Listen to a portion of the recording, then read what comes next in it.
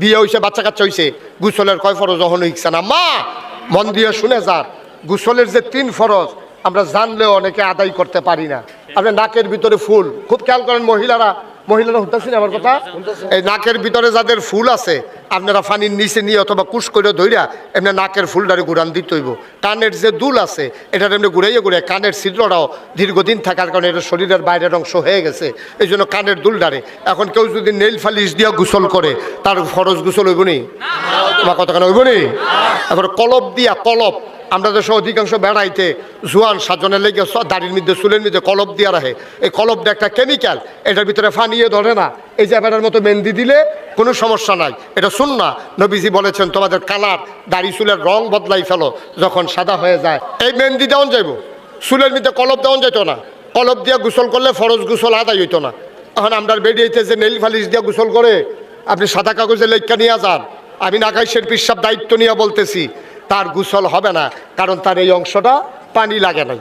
আবার অনেক বেড়াইতে দেখবেন টাইট আংটি পরে, আংটি এমন টাইট চামড়া কাটটা ভিতরে গিয়া রয়েছে, এটা আপনি ঘুরাইতে হইব।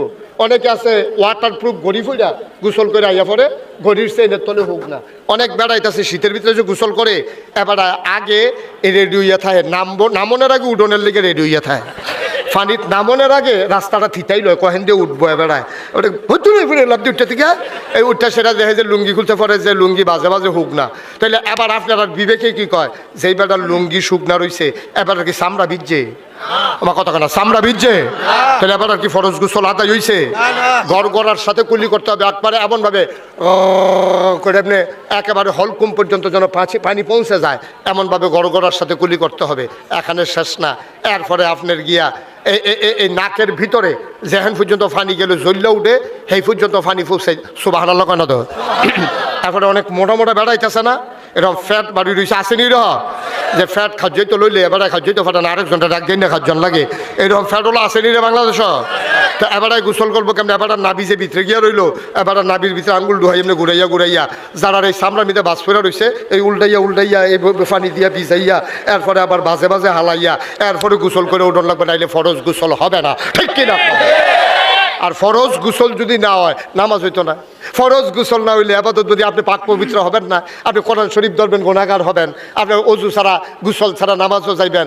আসসালাতু মিফতাহুল জান্নাহ আল ওযু মিফতাহুস সালাহ, নামাজ হচ্ছে জান্নাতের চাবি আর অজু হইল নামাজের চাবি। এখন আপনি তো অজুটাই ঠিক মতো হইছে না, ফরজ গোসলটাই হইছে না, তো ওয়াজ দিয়ে আপনি কিতা করবেন?